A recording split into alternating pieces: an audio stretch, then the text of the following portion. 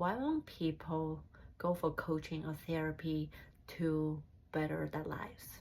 Recently, a person on Reddit was asking, why are people not searching for coaching or therapy, and they're just always angry or complaining, especially when their parents have done all these hurtful things to them, and rather than doing something about it to resolve the problem, they are just stuck in the complaining and being angry and always like in this mode where they're not doing anything about it to better themselves.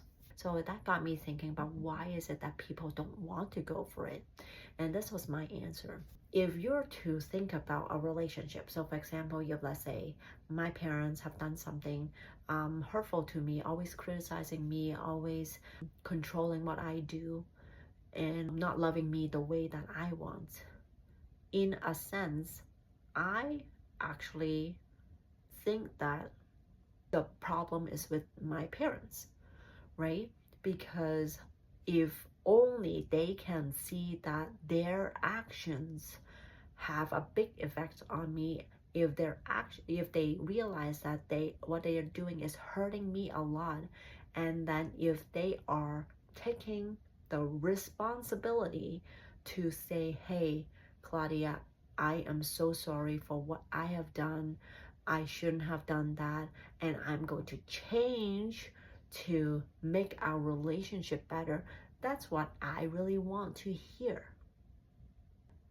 So by me, if I am to take on the initiative to go for therapy or coaching, I am indirectly telling myself that, you know what, this relationship is doomed. My parents are not going to change, and that means whatever pain that they had caused me, I am now the one who's responsible for taking care of it. And that's painful because it means admitting to the fact that our relationship is doomed. Now, is that true or not?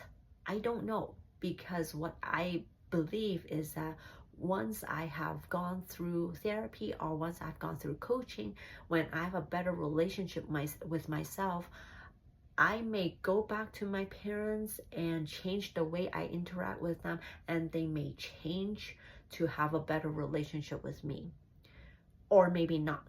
We don't know. It's also dependent on the parents' perspective, and I have no control about that. So it's kind of like a 50% of them. Maybe they may change, maybe they may not. But it truly means I have to take on the responsibility to accept the fact that they are not going to change. And it's all up to me now. And it's painful to admit that.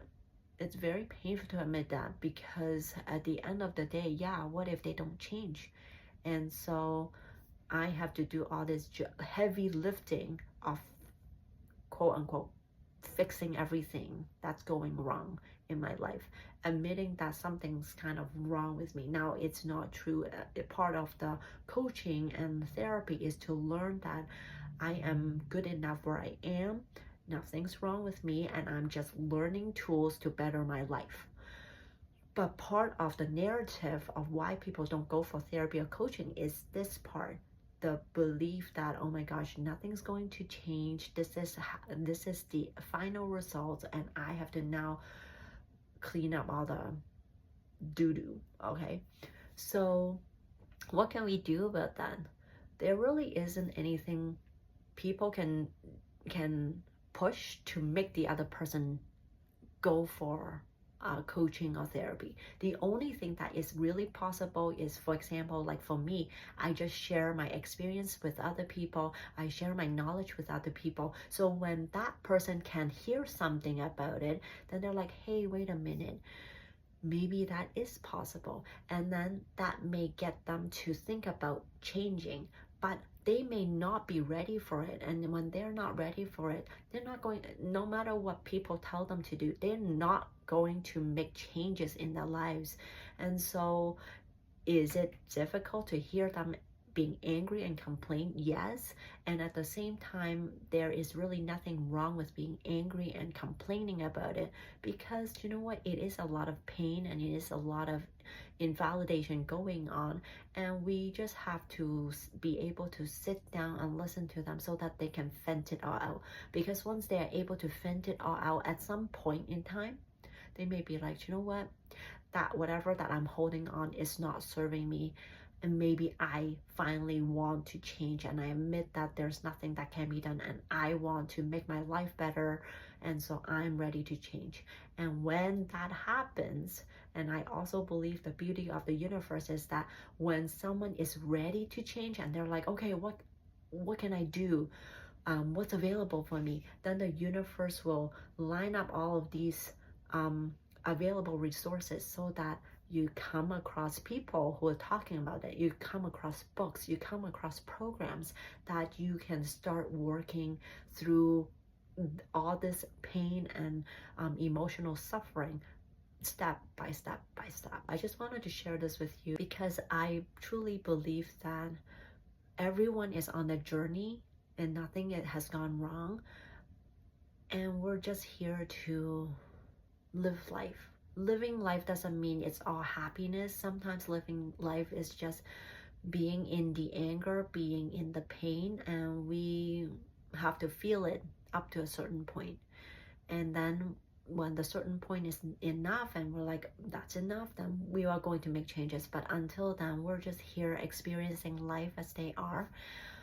And that's all there is about living life and being with each other, witnessing each other, and walking with each other.